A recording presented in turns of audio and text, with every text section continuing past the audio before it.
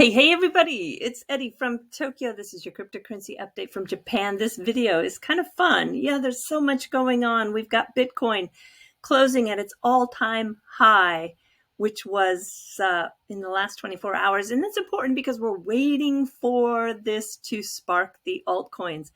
It's sitting at 63,941. It's really been hovering at this $63,000 mark, a little over, a little under, for the last 24 hours. So we are just really paying attention because also the ETF just started trading in the New York Stock Exchange. All right. Also in this video, we're going to talk about Stellar. That foundation, I'm telling you, continues to make big moves, and another move was made today. We've got Facebook also. They're on the verge of an incoming big fight. I'm telling you, it's going to be very explosive. And attorney John Deaton, if you're an XRP holder, you want to know that he wrote the Judge Torres, a letter. And I'm going to cover what was in that letter, also with something that was in the very small print, which is very monumental. Yeah, it's quite significant. We'll take a look at that. But first, when we take a look at this market, it's at 2.52 trillion in terms of a global market cap. 77% of the volume in the last 24 hours has been baked into stablecoins. What that means is there is a lot of people who are sitting on the sidelines still. A number of large Bitcoin whales, well, they are dropping at an alarming rate. You need to know this because the online chain data by Glassnodes tells us that the wallets that contain 10,000 Bitcoin or more are decreasing at a rapid rate, and there are only 82 left. Now, wallets that range from 100 to 1,000 Bitcoin in the last 5 weeks have steadily increased, but it is the big whales that seem to be moving out of Bitcoin. That ETF trading on the New York Stock Exchange, well, it has really just kept the price stable. We haven't seen much of anything. And the market is mixed. We've got H-bar bucking the trend. It is up to about 10%. Cosmos, which is often called Atom, is up 6%. XDC also made a little bit of a return, up 4%. The top 100 coins on the 7-day, the number one gain is coming from Zcash. Zcash is up 25%, and that's probably because Zcash was chosen alongside Stellar, Lumen, and Horizon to be a newly held trust, and it will be qualified to trade with the offering presented by Grayscale.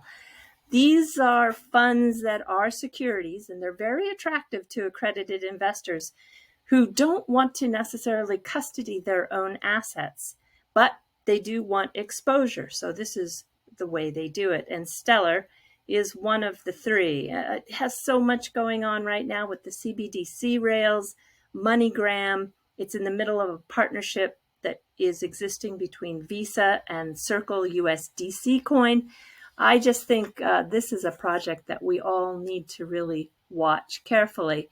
And I have a little bit of trivia, which I think is fun. In June, the largest known cryptocurrency real estate deal happened in Florida. It was a $22 million deal, and it was done with crypto, taking only 10 days to close. The seller was part of Chain. Chain is owned by the Stellar Foundation. This is a very famous property. It's called the Lower Penthouse. And the reason why it's called the Lower Penthouse is because right above them lives Ivanka Trump. And so, yeah, the Lower Penthouse is the entire 9th floor of this 12-story condominium building. It has 360-degree views of the ocean. It's 5,000 square feet. It has a 3,000 square foot wraparound terrace. And the interesting thing is that this deal just took place in June, and this unit is back on the market. It's back on the market for $28 million. So we don't know who it is who is offering this for sale because that has not been made public. but it is kind of fun to see this unit. It's really beautiful, really beautiful. I don't think the monthly maintenance fee, however, at $11,000 a month is very beautiful. Ah, gosh. And the taxes per year, take a guess. What do you think? $427,000 for the property taxes. Wow. Crazy, huh? Well, The Verge, I want to talk about a new story now because they broke the fact that Facebook is going to rebrand itself. They are going to rebrand themselves with some word that displays their focus of the metaverse. That is kind of where they are trying to bring their business. And there are rumors that it has something to do with the word horizon. So I started to just kind of throw some possibilities out there. I made a poll. My first one was universum, that's Latin for universe, or aurora, or emergence. Kind of fun to think about those names. But what I thought was really fun are some of the answers that I got within this poll.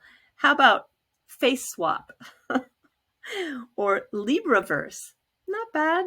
Data octopus, Zuckistan, facelift, book in the face.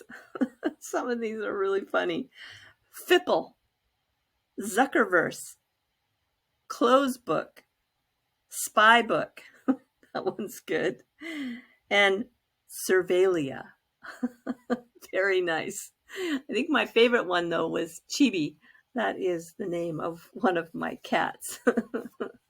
All right. In this rebranding, Facebook also announced that they are going to use Coinbase for their new crypto wallet. That is interesting. This wallet is called Novi, and they're going to pilot this in the United States and Guatemala using the dollar-backed stablecoin called PAX, and it will be used for their payment network. And within hours of this announcement, well, we didn't take long to hear from Senator Elizabeth Warren, along with other senators from Hawaii, Ohio, Connecticut, and Minnesota. They sent a 3-page letter to immediately halt because they, meaning Facebook, can't be trusted. Well, I don't know. So I know that we're going to see some fireworks going off shortly. And they will, at least PAX is doing audits, at least monthly audits. And I think that's important because, of course, everybody knows that we've had a lot of question with Tether. They wrote that their voice is coming out with the strongest opposition, citing what they believe is a big risk to the financial system. Well, I imagine that, leaving the legacy banks out. Yes, that is exactly what is happening here. This is going to be interesting. I think this is going to be a world-changing battle. I want a front row seat. Forget the popcorn. Yeah, I'm going to bring in the survival rations.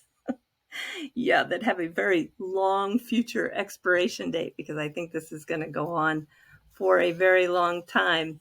Well, yeah, I'm just happy to see that PAX is one that looks to be very safe in terms of its audited monthly numbers by Witham. These audits are done really consecutively at the end of every month, and you can read them in full. Those links are live. But boy, oh boy, we just don't know what's going on with Tether, right? It looks like they are being given the green light, but there is an interesting research outfit out there, Hindenburg Research. They announced a $1 million bounty for details on Tether's backing. So obviously they are not convinced. And if you're a deep diver and like to do research, there's a nice bounty for you. All right, speaking of letters, we've got a great letter from attorney John Deaton, who wrote Judge Torres, and it reads, really respectively requests the court the perspective of the XRP holders as it relates to the 2-month extension that is being asked by the SEC. And since we were denied intervention because both sides actually thought that it would cause delay, XRP holders were granted this special Friends of the Court status to help the judge weigh her decisions. So it's quite ironic now that when the SEC didn't want us to intervene because they thought it would delay, they are asking for a delay, right? Yeah, that's the point here. And what you really want to see is that, according to this, that when all of this began, it started out with over 12,600 XRP holders, but as of October 19th, 2021, more than 50,000 XRP holders have contacted the undersigned counsel asking to be a part of this putative class. So I am so thrilled to see that we hit that big, beautiful round number of 50,000. And what I want to do is just this portion here is really worth a read. Let me just go through it really quick, because in the opposing of the SEC's request for this delay, Ripple's argument focuses on how the freezing, this is the freezing of XRP markets within the United States. Yeah, it impacts Ripple, but the negative impact on the XRP holders is even more profound. As the court is aware, nearly every digital asset exchange in the United States has delisted or suspended trading of XRP, and the ECF number 152 at 6. In addition to owning XRP on those exchanges, many XRP holders hold XRP in retirement brokerage accounts. The XRP in these retirement accounts have also been frozen due to the SEC's enforcement action alleging that XRP to be an unregistered security. The lack of liquidity within the United States, coupled with the mass delistings, prevents XRP holders from trading, selling, transferring, or converting their XRP. It is because of this de facto in place seizure of their property that XRP holders took the extraordinary step to seek intervention as defendants, effectively requesting that the court compel the SEC to take enforcement action against them. ECF number 372 at 5. Any delay in the underlying action marks yet another day XRP holders do not have access to their funds. I wish to re-emphasize my hesitation in writing this letter out of fear that I may be stepping outside my limited role, and I certainly do not wish to aggravate this honorable court in any manner. With that being said, as the case proceeds to the merits, I hope, even if the court denies consideration of this request, the court will understand why I was compelled to submit this request. Respectfully submitted, John E. Deaton. It was a really mighty and humble narrative. I love it. What a great couple of paragraphs. Really great, John. Thank you, thank you, thank you, John. Thank you. All right, we're jumping to the fluff because, well, that's what we do at the end of these videos, in case you want to know. Some people who have never watched this channel before, they are kind of shocked and they say, I thought I was watching cryptocurrency and I felt like I was in some tourism promotional video. No, it's just I like to talk about what's going on in Japan. It's part of bringing some balance, not only to my life, but hopefully to your life also. Today is the former Empress Michiko's birthday. She's 87. She is just so lovely. She is one of the first, if not the first, empress that came from the common class, if you might say. She was not considered part of the aristocratic circles when she married the former emperor. So she has really been one of those quite loved by the people, because she's one of the ordinary people. And the princess Mako is doing something very close to what Prince Harry has done. She has decided she wants to leave the royal family. She has found somebody to marry who she met in college, and they're going to move to New York, and they're going to officially leave the royal family. So that's a pretty big deal. They went on Monday, the 18th, to meet her parents. And now they'll go this Friday on the 22nd to meet the current emperor, that's Naruhito, and the empress Masako. And so they will take those steps to completely leave the royal household. I do hope I hope she knows what she's getting into. I'm sure she does. But it's just interesting to see the trend within certain royal families around the world. And the other thing in the news is that there's a big volcano that's this is Mount Oso. Not that surprising. It's been going off for 300,000 years. It's active, and it is on the island that is the largest island in the south, called Fukuoka. I'm sorry, Kyushu. This is Kyushu. And Fukuoka is a city. It's near the city of Kumamoto. Here you can see it sits right there. And just to give yourself some geographic sense of what you're looking at, if you come up here, this is where Osaka and Kobe are. And then Kyoto would be, if I just follow my mouse off the map, would be about right here. And then, of course, Tokyo is way far on the northeast side, on the other island, main island, Honshu. So this is very active. This is Hiroshima here. So I think you can kind of get a feel for this. But this is what I wanted you to see. Somebody took the video of this. This is quite amazing to see how close people were in the parking lot, running to get their cars to get out of there. Look at that. Talk about powerful. That is really a big eruption. So we've got rocks flying out. There's the gas that often comes, which is dangerous. I don't think there's been any lava flow on the outside of the caldera. The caldera is very, very, very big, one of the largest in the world. But look at everybody trying to get out of the parking lot. Yeah, pretty crazy.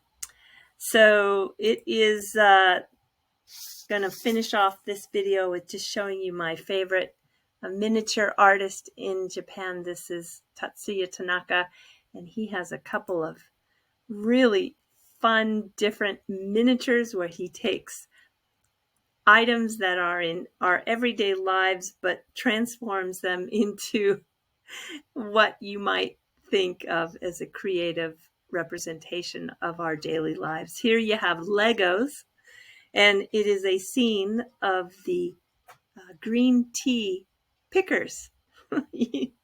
So the Legos, of course, is the hedges of green tea.